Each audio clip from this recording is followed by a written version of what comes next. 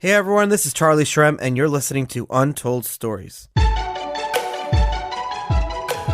This is a show where we dive deep into the lives and personal histories of some of crypto's most influential leaders and find out how the crypto movement truly came to be. Let's dive in.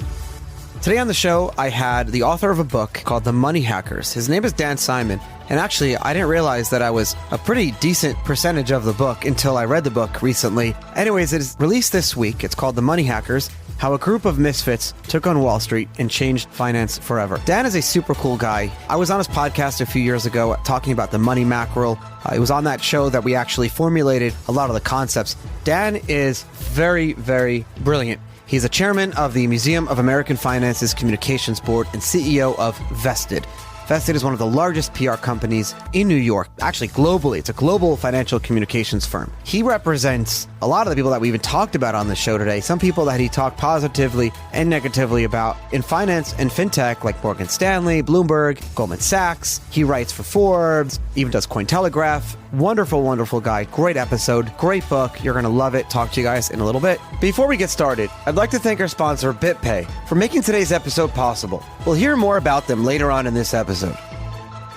Untold Stories wouldn't be here without the amazing production company Blockworks Group. A few months ago, I approached Blockworks Group and I said, hey guys, I want to do a show, Untold Stories. Can we make it happen? And these guys are the only event and podcast production company that I trust. Really, the show is powered by them, and it wouldn't be here today without the amazing work of the Blockworks Group team.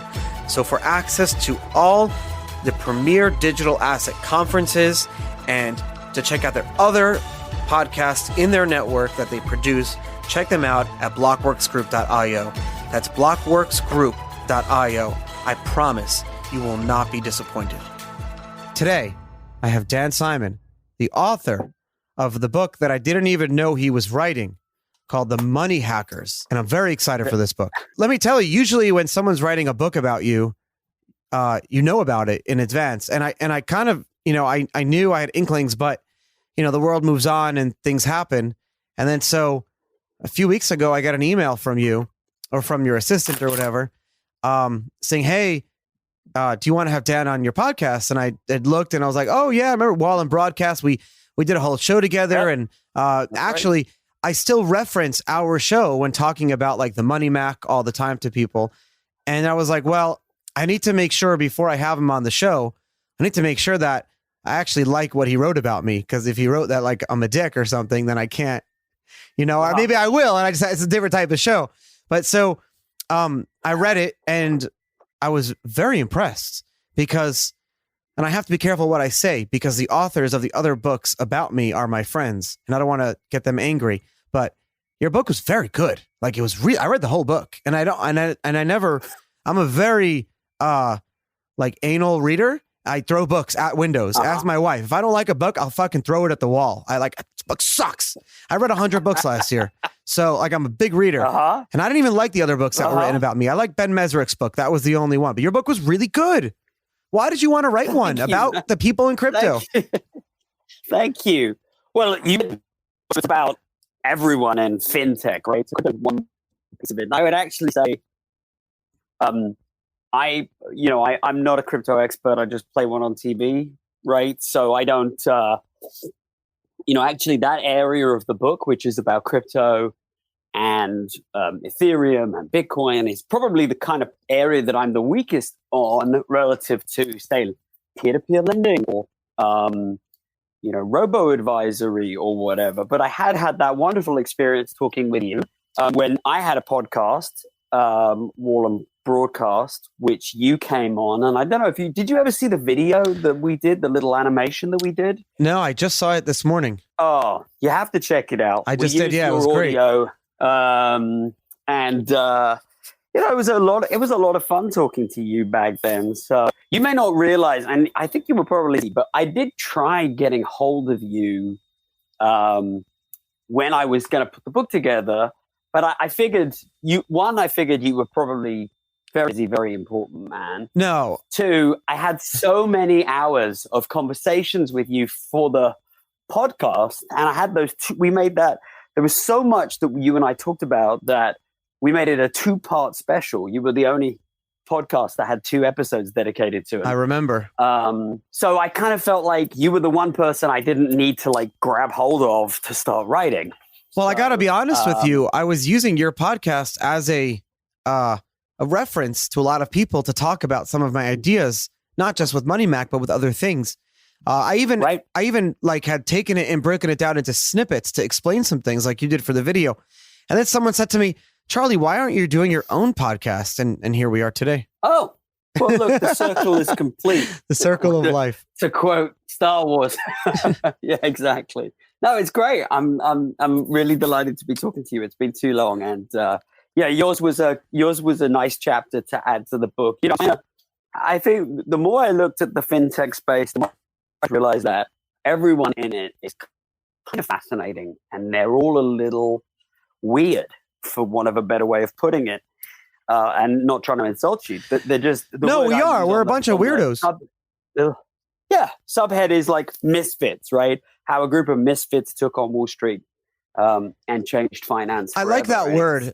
I mean, I'm proud of that word. Which one? Misfits? Yeah, it's a good word. It's like, yeah, it recognizes that we're kind of messed up, but at the same time, visionaries is like too like, I don't know. I hate that word. Yeah. It's like I'm not like, you know, like Jesus or something, you know, like not that's a bad example, right, but like, yeah, that's right. It's just an ego-filled word. Where misfit is just like, okay, it's not, you're not like a bad, you know, you're just kind of throwing shit at the wall and seeing what sticks, and sometimes that gets you into trouble. And also the key part or another piece of the whole like word misfit is that they literally don't fit in. And I've never fit in where I am. I've never fully fit in. I'm a kind of a strange, like I'm a Brit, but I'm live more time in America. I'm a writer and a comms person, but I've made Wall Street my home. So money, and I'm personally, as you read in my author's note, I'm like really personally bad with money, but I've made my living telling stories about money. So I don't fit in anywhere either. So I think that's why I was kind of attracted to people who don't fit where they are. And none of the people, if you look across the fintech movement, look like traditional finance people, which is why it's so good. They don't fit in, and they. But I need to push back. Not, you know. I need to push back with you for a second. Yeah. And I apologize for doing it, because where I want to disagree a little bit is that my life story and my kind of like my coming of age, you know, into adulthood, coincided with the advent of Bitcoin in 2011. So like 2011, I was still a junior in college, right? So like my adult life and everything, it kind of worked perfectly together. Now here I was during these years, the post recession apocalypse, when the financial system was in shambles, and the ashes of that would eventually create the new payment rails and technologies that we use today were starting to start to bristle and, you know, form during those years or whatever. I was the misfit, you know, because I was the Jewish kid in my parents' Hasidic Brooklyn basement, and I was trying to go raise money in Silicon Valley for Bitcoin, and Silicon Valley was filled with, we're gonna build a new payment company and hack money. I'm like, what are you doing? Oh, we're just building a new payment company on top of the ACH system. But how is that changing money? What I'm doing is changing money. Bitcoin, hold on, I got to go to the kosher restaurant. Like, it was just like a conflicting world that I was in during those years. And I guess I didn't see the other money hackers as co-misfits unless they were in crypto. Maybe that's not fair. Maybe I'm like in a bubble.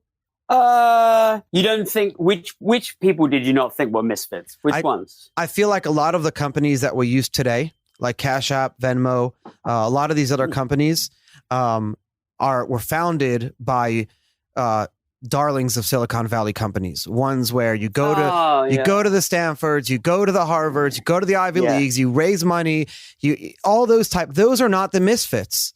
The misfits are the people you write about in your book. Those are the misfits. I see what you mean. I think misfit, can apply a lot of different ways. So for you coming at it, the hegemony that you're like battling against is Silicon Valley. For me, it's Wall Street. So in many ways, the Silicon Valley people, even as you're looking at them as like darlings, and maybe they did have Ivy League or Oxbridge kind of kind of backgrounds, they're still misfits compared to the Wall Streeters, I guess. So, I'm like you. I'm a little scruffy, a little bit of an outsider. I've always had a chip on my shoulder about feeling on the outside. For me, the outside is being outside of Wall Street, outside of those ivory towers of the major banks. And I'm sure that it feels the same, or felt the same for you being on the outside of the Googles or the Facebooks or to me, though, those people are still misfits in the context of Wall Street. Does that make sense? Yeah, of course. I mean, even the ones who were dedicated Wall Streeters, right? I just think about like the women that we cover in the book, people like Margaret Keane, people like Blythe Masters. They spent their entire career inside of finance, but like, let's not forget that the New York Stock Exchange didn't have a women's bathroom until the 80s, so I still classify them as somehow feeling on the outside. They weren't like, white dudes. And I think talking about coronavirus of the day, the news of the day, I was talking to a friend of mine who's a nurse this morning, and I said to him, my parents and our grandparents remembered the soldiers. My generation, we're now going to remember the nurses and the doctors, but really, like the medical industry, we're going to look up to those people. Now it's a yes. Very, very, very different ballgame, and like what we look at is important, and it kind of goes on to what you were saying. Oh, for sure. And I mean, the reason I wrote the book, I thought, is because finance was helping fewer and fewer of the regular people, right? So like, there's a lot of people who've just been designated essential workers, and the irony is they all earn the least amount of money. Minimum wage. And they are underserved by the traditional financial institutions. The reason that they have to be essential workers is because they can't afford to not work right now. That's right. They can't afford to not work right now. They're not getting paid hazard pay, which they should be. And they are typically massively underserved by the financial services industry. Because they don't look like the people that the big bank. I got to be quite careful what I say because some of these guys are my client. Yeah, of course. But the reality is, like, we weren't serving the bottom 50% of this market, and the financial industry, the traditional financial industry, spent a lot of time chasing, a smaller and smaller pool of richer and richer people. You knew your research already, I feel like, because not only are you the CEO of Vested, which I didn't realize how big I love doing research on my guests because I learned so much, but I didn't realize that you've been around for a very long time. You have a very big team and you have a lot of really big clients. So you're like almost like like a gladiator. You ever see Shameless? Not Shameless. What's the Scandal? Great TV show. You're like that, right? In a way. I don't know. I don't watch a lot of TV, so you have to explain the rest. Okay. Well, she is like a PR crisis manager, but also communications for politicians and media executives and like Wall Street type. Yeah. Totally, yeah. I'm that guy. Yeah. So what's that like? I'm the fixer. It's cool. It's cool. Listen, it's cool. It's cool. PR is the last refuge of the scandal, of the scoundrel, right? So like, if you don't know, if you come out of college and you're kind of leaning towards kind of liberal arts and maybe you're a writer, but you can't make any money in journalism. You can't make any money. Sort of marketing PR is kind of what people like me tend to fall into. But I was also cursed with this having a brain. So the idea of doing PR for like carrying Paris Hilton's handbag or, celebs or anything like that would rot my brain from the inside out. So, I fell into and found this whole area of finance super cool. And you're right. We've grown a huge global team of 100 people. We work with some of the biggest names. If you name a blue chip financial institution or major fintech, by the way, we are working with them. Most of the time, I'm not. I'm assuming that in your TV show that you like, there's some theory, and someone has to like bury the body and do that sort of stuff. I don't do so much of that stuff. I don't because and like cover up major issues. Most of the time it's quite benign and boring. You get front row seat to all the stuff that's happening. I was there at the front row of 2008, and that's where the book starts, is like standing outside of Lehman Brothers and just watching those lights go off on that giant LCD wrapper they had around the building that's now the Barclays building. So, it does feel a bit like you've had a front row seat to history. And how about now? What do you think is going to come out of our economy after, the lights turn back on of these buildings, to use your reference?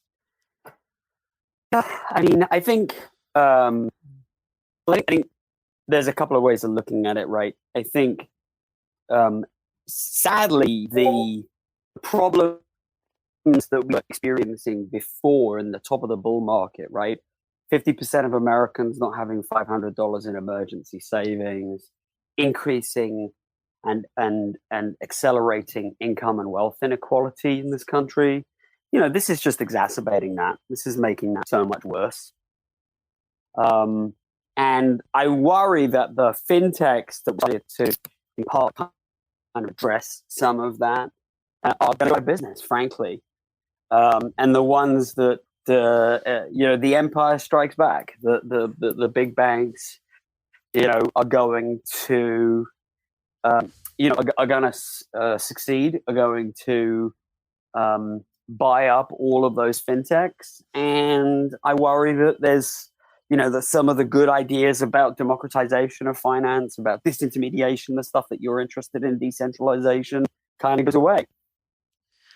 And I hope it doesn't. I'm like an oddly emotional person, maybe because of like PTSD issues or whatever. But I feel like I bear the weight of the world on my shoulder sometimes, and the guilt, not guilt, but like I feel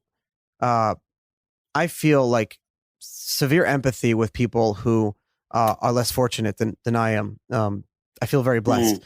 And I guess where I'm going with this is I worry that, and no one's talking about it, but I honestly, and it gets me very sad, I honestly worry that we will see a removal of the middle class. And I know it's stupid to like, it's why are you getting emotional about that? But if you think about it, the middle class in America, at least, it really is what makes us live and love life. If you think about everything you consume, everything you do, your friendship circles, the meals you eat, the things that you're not doing right now, that you're sitting home, the things that you're not doing right now, all those things are operated, worked with your friends. It's all middle class. We're all not the 1%. That all may go away. The bartenders that worked in the bars, that are your friends that you go see a movie with on Sunday night, now may not be able to afford the movies anymore on Sunday. That's what I'm saying. It's the middle class. Yeah. It's depressing, and I don't mean to get depressing on the show, but that's what I fear. Tell me I'm wrong. Please tell me I'm wrong. I would love to tell you you're wrong. I fear that the middle, I mean, that's at the heart of this book, right? Which is that the middle class has been, massively eroded over the last 10 years. I mean, you could see this coming around in a couple of different ways. There's some conversation now about real New Deal style stimulus money, the recognition from the politicians that they can't just keep stimulating the economy from the top. They can't just keep pumping money. The Fed just can't keep, pushing money into the banks. It can't just be about the stock market. That ultimately, we have to reward labor as well as capital. And so, if there's going to be a kind of a New Deal style, stimulus infrastructure bill, that could be very good, I think, for this country. Can I ask you a question on that? I am worried. Yeah. No, what are you worried about first? Well, I'll tell you what I'm worried about. So who's hiring right now? Amazon, right? Amazon is hiring. And, that's really one of the only places that's hiring. And if you look at the way that they treat people the way that they've turned, essentially they use technology to turn people into automata, right? Where every second of your life is scheduled, where you are a number, where you have Amazon warehouse employees who are fainting on the job, they don't get proper rationing, where the driver for Amazon doesn't have time to relieve himself, and yet I don't have a choice. Increasingly, I'm using Amazon for everything, right? So I am worried. I think someone like Scott Galloway talks about this all the time, that essentially my biggest concern is that we become a country of indentured servants who are a serf class who is working for Amazon, essentially, to support the 1%, and that's actually what I'm most concerned about. So BitPay has been a super long-term sponsor of Untold Stories, and actually one of my favorite companies in the space. I've been using them forever, since 2014. I've been using my BitPay debit card, and I love it. I have actually had 2 of them at this point because I use it so much. Anyways, BitPay is launching their newest program. It's super cool. No one knows any details about it except for me, and now except for you. It's still in stealth mode right now, but we've arranged that my listeners can get early access to their newest card program. So check it out. The first 100 people to sign up will get it literally free. All you have to do is go to bitpay.com/Charlie. There's no catch. Go to bitpay.com/Charlie. I've been using this product for years. This is the newest update. Everything about this product will beat the competitor on the market. Fees, limits, beautiful, sexy, little, sleek card. Everything about it is amazing. No one else has this opportunity except for you right now listening to this. bitpay.com/Charlie. You guys are going to love it. It's so cool. I cannot wait to get my hands on one. Listen, Dan, I think it's okay to have these conversations, because even if we're 1% right, it's good to have those mental exercises, and we pray and we hope that we're not right to the extreme that we're not. Like those models that say 20 million people are going to die, right? 20 million people are not going to die, hopefully, of this virus. But right. Even if 20,000 die, it's something to be sad over, So it's like, that's why we have these conversations. But moving on, I want to ask you, actually, you're like the perfect. So you probably do this too. Do you have these like moral exercises that you like challenge your own beliefs in your head? Oh, and yeah. You're like, so this is one that I was having the other day. Massively important to do that, by the way. Whatever you think you understand, whatever you think you believe. Yeah. Okay. So think the opposite. Okay. So here we go. Okay. So I spent a lot of time talking to you, and I feel like you understand my like economic and ideological beliefs. Yes. Not assigning a label to it, but more libertarian-esque, but also social issues. But putting that aside for a second, I think there's a fundamental belief, especially with everyone in Bitcoin, yourself, and I think the world at this point, that quantitative easing, printing money, debases the money in our pockets, and it's bad. It's like, the whole Bitcoin was built on Chancellor on brink of second bailout for banks. I mean, that's what Satoshi put in the block. The whole Bitcoin is completely apolitical, but there's one political line in all of Bitcoin, and it was that. So on that note, right, that we are so fundamentally against QE, which is what we're doing with the New Deal and printing money and helicopter money and sending people checks. So listen, fundamentally, if you were to ask me January 15th, I would be fundamentally against that. But now we're in a crisis world. I see friends and family who could use this money. However, I'm still very against the printing of money. So this is where the mental exercise come in, is that I'd like you to challenge me.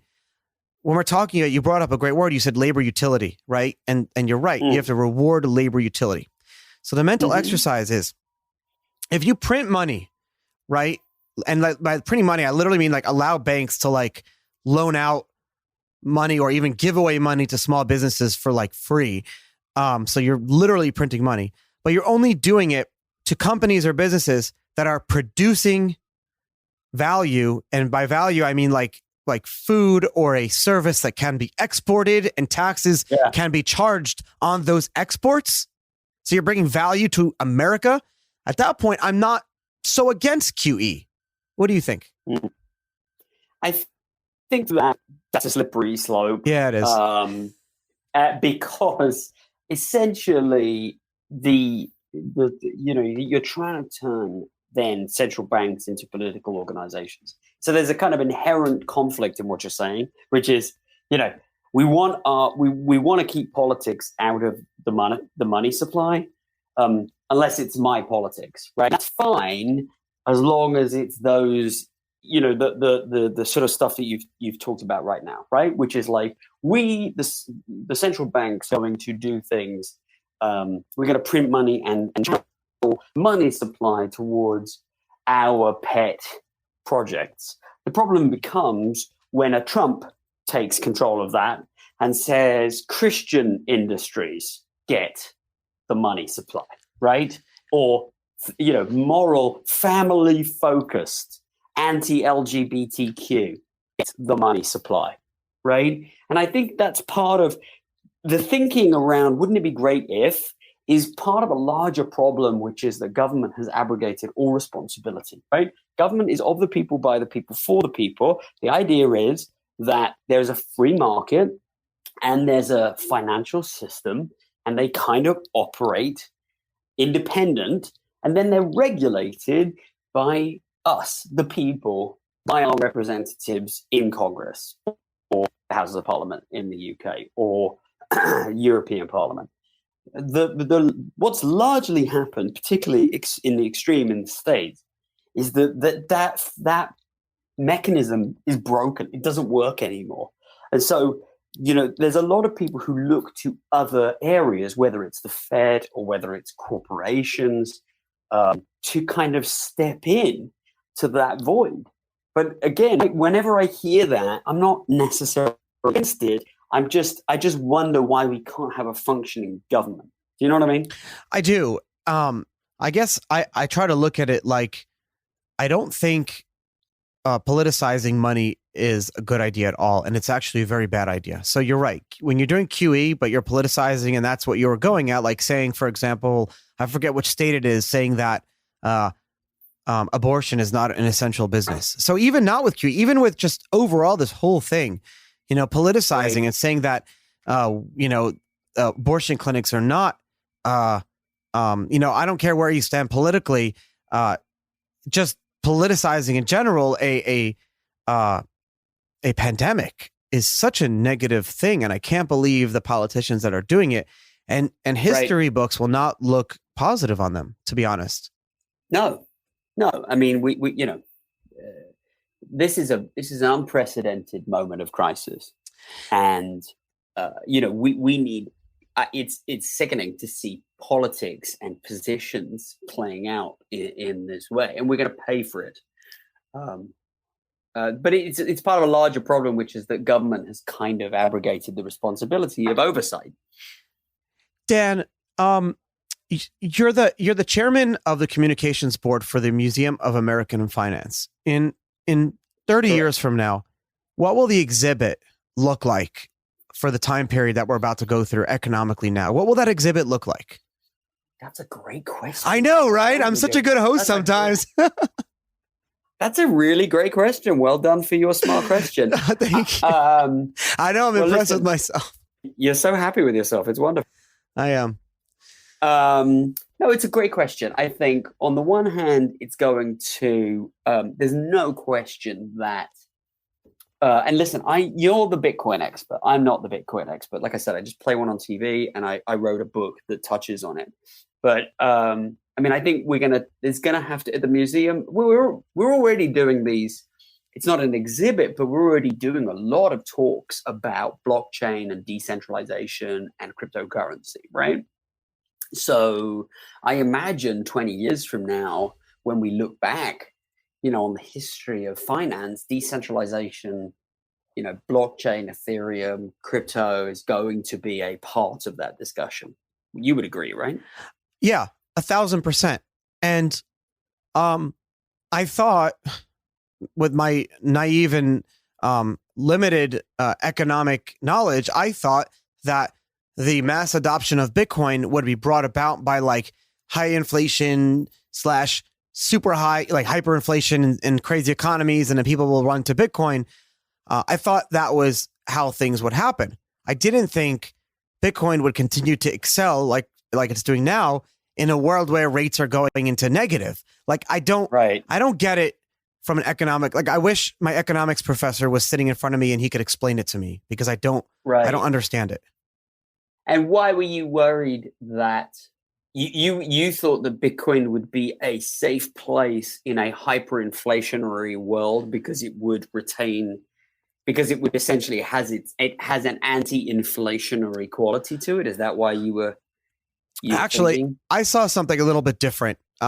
So the way I still think Bitcoin will continue to succeed, and this is constantly evolving, is Bitcoin will become eventually this like counterbalance currency to national currencies. So when you'd have a country or two going through a mass inflation, Bitcoin will be what forces that country to remain responsible, knowing that its citizens could flee to a different currency that government can't control anymore.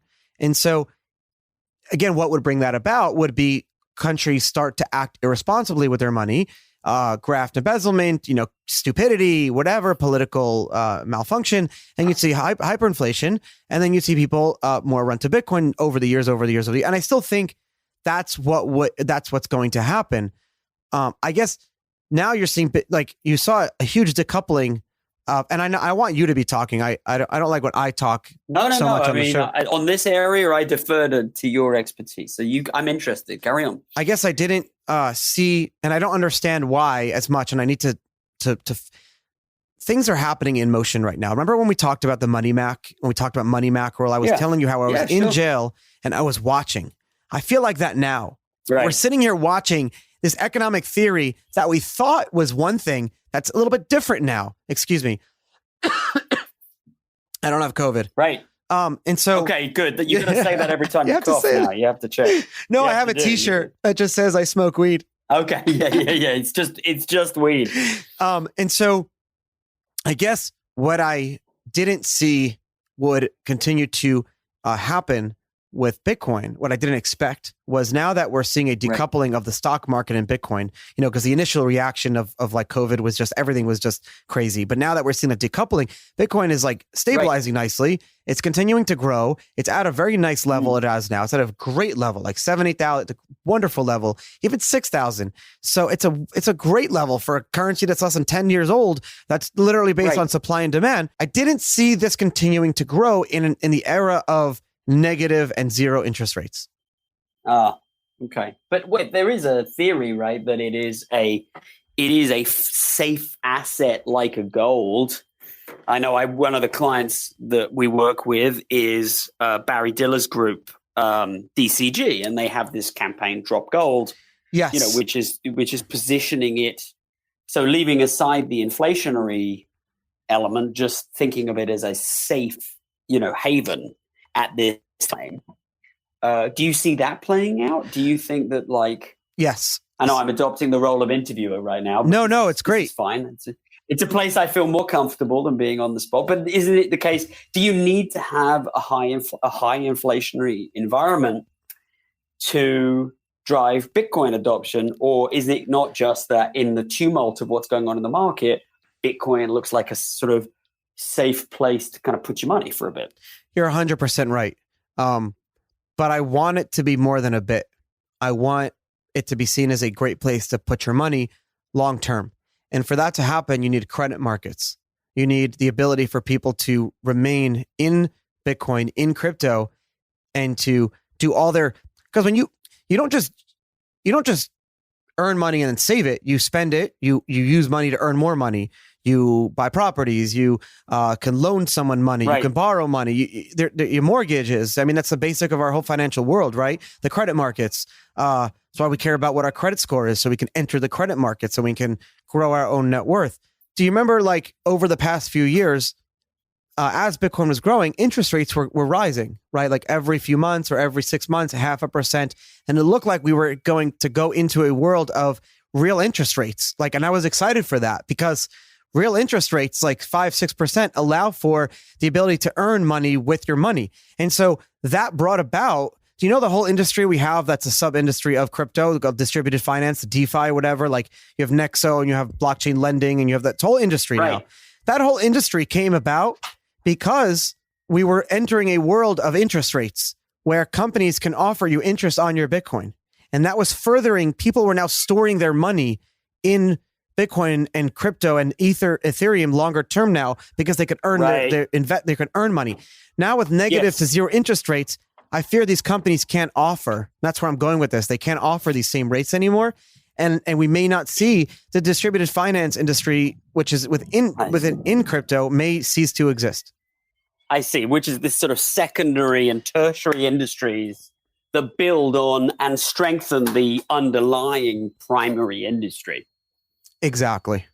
Right. And you're worried that, but I was reading this piece, and again, this is like, I am not an economist, but I was reading this thing that was basically saying that, far from being an anomaly, negative interest rates, or at least zero interest rates, is, may just be a factor. They did this sort of history thing, looking back to the 15th century and the Venetians, and over the long term, interest rates over the last 500 years have been coming down and are trending towards negative. So we feel like this low interest environment is like an aberration, but it may be the kind of long term reality that we all have to deal with. What is that reality? Is the norm of today the new normal? Is like could be. And one of the things I was reading, and I don't know if there's any value in this, is like, the monopsony. What is it called? What's the monopoly for suppliers called? Monopsony, I forget. Right? Yeah, something like that. Amazon may be artificially depressing the price of goods because they keep taking all of their mammoth profits and driving it into lower and lower cost solutions. So basically, Amazon could be artificially impacting the interest rate environment. True. Or the inflationary environment. And can we zoom out for a moment again? Yeah, sure. Because I feel like we've been a little bit pessimistic, and I want to present the other side. And I'm and to the people who tell me, Charlie, not every anecdote needs a story. Fuck off. It does. Every anecdote does need a story. I'm going to tell you a story. 2 years ago, I was driving on my friend's land in South Africa. He's got a lot of acres. Thousands of acres. And we're driving, and all of a sudden we go over a curve, and I was like, shit, Simon, your land is burning. Massive wildfire, huge, burning. Have you ever seen a wall of fire in front of you? Thank God we've never, I don't live in California. I've never seen a wildfire, but it is the scariest thing in the world. Massive wall of fire in front of him. I said, Simon, your hundreds of acres are burning. And he looks at me smiling. He says, Charlie, I do this every year to different parts of my land. He goes, I need to reset the land.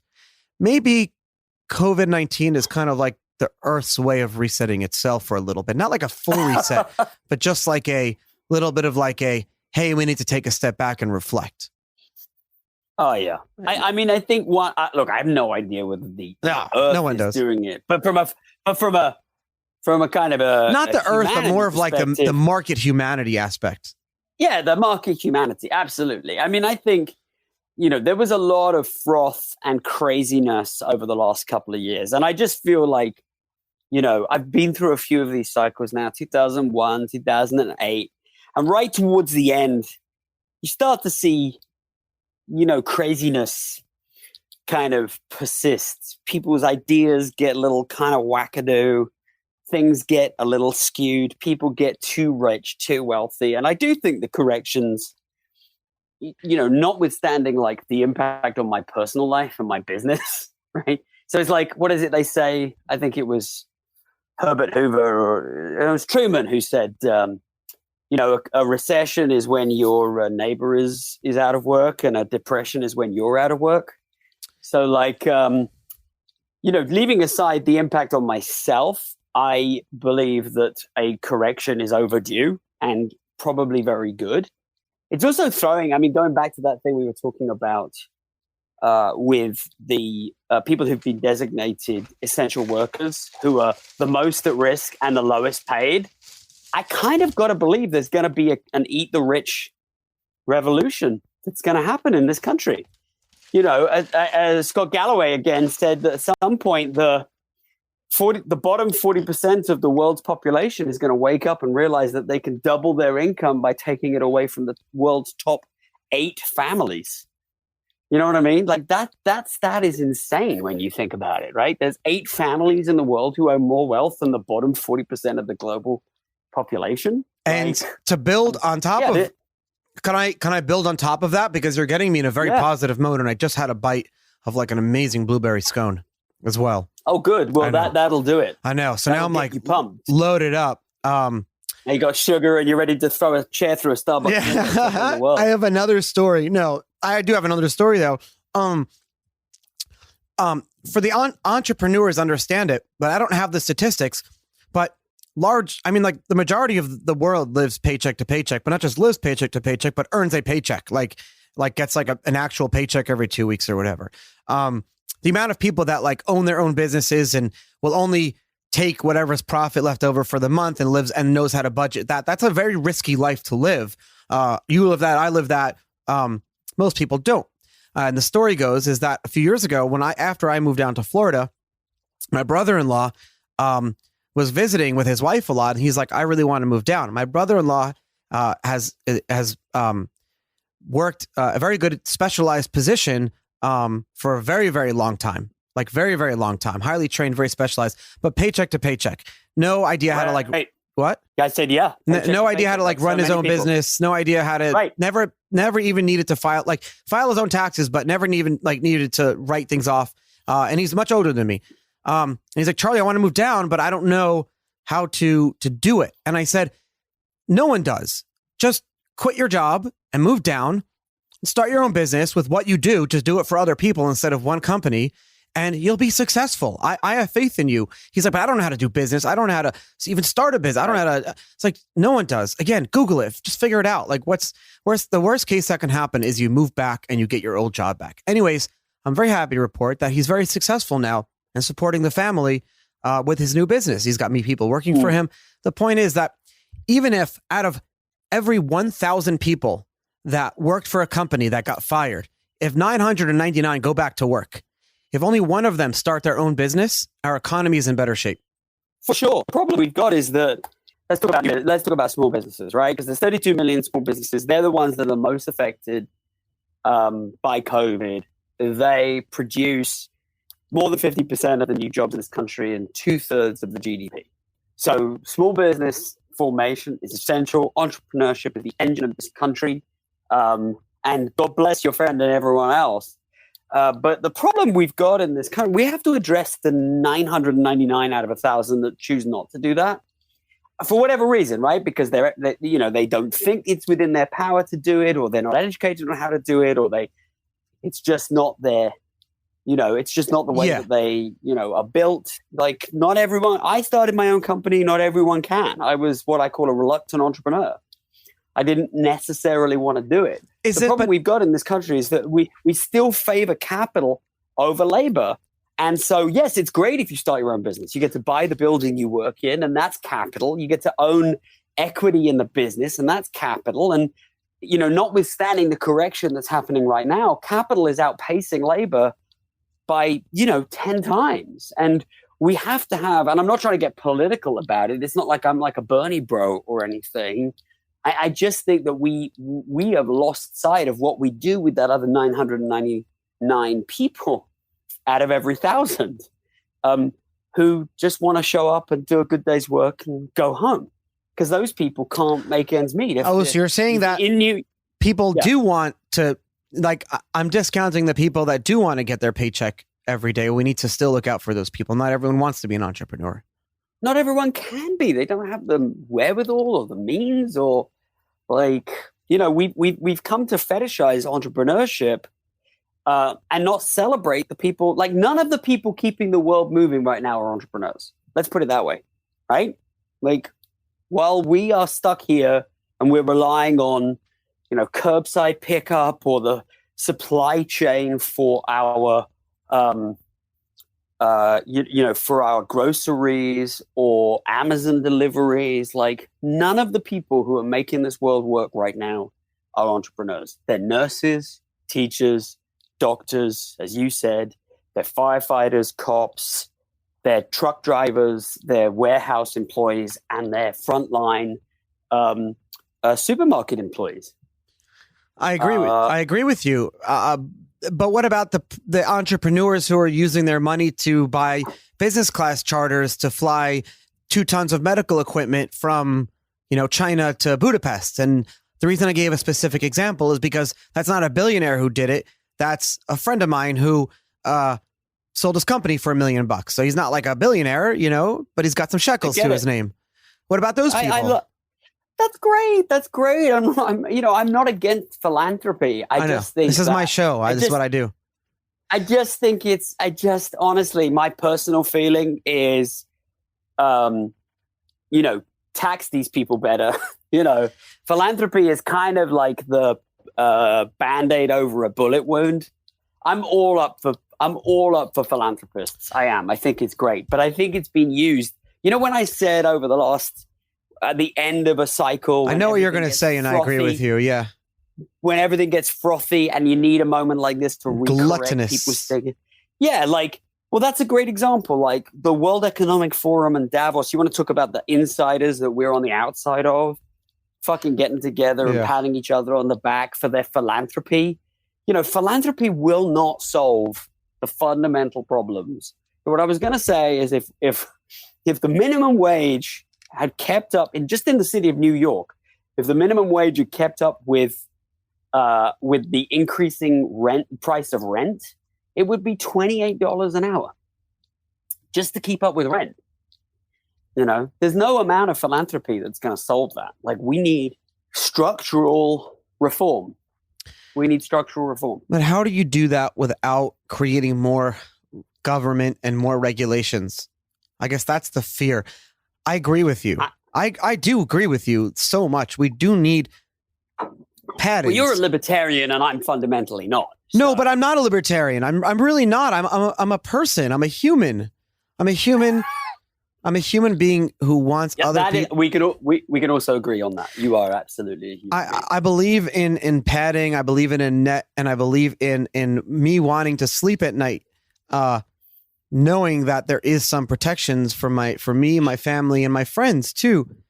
I guess out of this, the fear is the ones who are calling for what you're saying will have further centralization in government, and it'll just create further centralization in the economy for what you were talking about, because you're just going to the government. All the government's going to say is that it's the companies now more responsibility to enact those regulations protecting the workers. It's not the government that's going to do it. It's going to be the companies, because our government's lazy. Yeah, but we have a government in this country that is very much on the side of, let's say, talk about unionization. I'm a big fan of states. Like if Florida came out and said, this is what we want to have, a Florida Social Security, that would be amazing. Or a New York. Do you believe, let's take gig economy, right? Do you believe that Amazon warehouse workers have a right to unionize? 100%. Everyone should have the right to unionize, no? Well, they don't. And that's because we have a government that isn't mandating that these guys treat their employees. But that's not a fair question, because I don't think anyone will ever say that like no one should have the right to unionize. But there's also, and I'm not I don't know union law or anything, but the other side, I'm sure there are responses on the other side that things should be done in a certain way, because what would happen to the world? Do you want to live in a world of daily strikes? I mean, dude, how many fucking times does France Railways strike? Every day. How many times does KLM strike? All the time. They're always doing it. They strike all the time because they can. Do you want to live in a world with constant striking? So there needs to be I guess a balance somewhere. I don't know where that is because I'm not an economist, but I'm I'm a human balanced person. And I know you are too. Right. Yeah. I mean, I got to say, I think that, maybe I'm getting, Churchill said, right, if you're not a liberal in your 20s, you don't have a heart. Oh, I never heard that. I love that. By your 40s. He said, if you're not a liberal in your 20s, you don't have a heart. And if you're not a conservative by your 40s, you don't have a brain. And I'm finding that as I get older, I'm going in the other direction. Like I'm getting more, like I said before, like throw a chair through a Starbucks window. You're enlightened. Like the book really galvanized for me this idea that like, holy shit, traditional finance isn't helping the regular people. Like, you know, regular people are using credit to like smooth over the massive income volatility that companies like Amazon and Uber are forcing on them. Because it used to be you showed up to work at a place like a factory, and whether the factory sold any cars or cans or whatever they made or not, that was the factory's fucking problem, not your problem. You still got a paycheck. And that was the way you talk about the middle class, the evisceration of the middle class. That's what we had in this country. As you went to the Ford factory, and it was Ford's problem to figure out how to sell more fucking cars. The genius of Amazon or Uber or any of these is they say, you show up to the factory and it's your fucking problem if no one buys any of our stuff. Essentially, that's stripper economics, right? Yeah. Like that's what you pay to show up. But if you don't make any you don't have any punters, that's on you. Sorry, what were you going to say? You've proven yourself to be, balanced, at least in this conversation. And so the listeners to the show probably want to hear more from you. And so you've written a book and I'm in the book, and we're getting towards the end of the show. Let's talk about the book. When is it coming out? What's it about? How can people buy it? Very kind of you to bridge, so I don't just spend my time railing at Amazon. Wait, isn't PR your job? You know, I'm a bad PR guy. I'm also railing against all the companies that I work for. Yeah, they're all your clients. Pay me for a living. Yeah, they're all my clients. And if you read my book, I kind of hope some of them don't read the book. Because it's not always massively favorable. Yeah. I mean, lots of great work comes out of the financial industry. So the book is called The Money Hackers: How a Team of Misfits Took on Wall Street and Changed Finance Forever. And it comes out next week. You can buy it on Amazon. I can't guarantee when it's going to be delivered to you because it's Amazon and we're in the middle of a crisis. You can buy it at Barnes & Noble online too, or you can download it immediately, and there'll be an audiobook coming out at some point. So just search The Money Hackers in Amazon. It is the true story of a group of really fascinating individuals, of whom you are one, Charlie, who, following the financial crisis and the kind of the tumult that came out and the vacuum that was left by the traditional financial institutions, kind of applied technology first thinking and a lot of this kind of interesting technology that was coming out in 2008, and really saw an opportunity in the crisis to rethink the way that finance can support people and work for people and make their money go further and do more for them. And each one of these guys and girls are absolutely fascinating in their own right. We tried to write the book in a way that wasn't about the technology first. It was about the life stories of these individuals. You've got a fascinating life story, Charlie, but there's lots of other people in the book who have equally fascinating life stories in different areas of finance. Ishmael Ahmed, who runs World Remit or ran World Remit, started this remittance company. You know, he began his life as a refugee in war-torn Somalia before becoming the head of remittances for the UN. He's a true misfit. Yeah, total misfit. Uncovered a scandal inside the UN, became a whistleblower, got fired by the UN, sued them, won, and then used that money to start World Remit. So every chapter has at least one of these absolutely kind of wackadoo, outsider, strange characters. And then, you know, as you're reading about their story, my hope is that the reader will take away some extra information about the technology that they're trying to that they are trying to disrupt. So it's the story of disruption. It's a story of what's happening to your money, and I think specifically very germane to right now and this crisis that we're in at this moment is it's the story of how some people looked at a crisis and saw nothing, like you said, but a wall of fire to run away from. And some people saw enormous opportunity. And I think in this particular moment, in this crisis, same thing is going to happen again. There will be a bunch of people who look and and see nothing but crisis. Big established players who only see downside in what's going on right now. And somewhere in someone's basement or garage are a bunch of kids tinkering around, and they're seeing opportunity in this current crisis. You like stories, right? So there's a story, Charlie, of two shoe salesmen from Manchester who were sent to Africa in the 1800s. And one telegrams back and says, situation hopeless. They don't wear shoes here. And the other telegrams, incredible opportunity. They don't have any shoes yet. That's a great analogy. I think that's where, that's what happened in 2008. Some people said situation hopeless. And some people said amazing opportunity. And the same thing's going to happen in 2020. Dan Simon, author of the new book, The Money Hackers, that's being released. Actually, it's released now because this episode is being released the week that the book was released. And thank your PR people for that, whoever they are. Yes, they'd be very good. Yeah, thank you very much for your time again. And please be safe. And hopefully I get to hang out with you in the post-COVID world. Oh, man, that'll be nice. We can go to one of the remaining bars that's been able to open and we'll have a drink together. I'll talk to you later.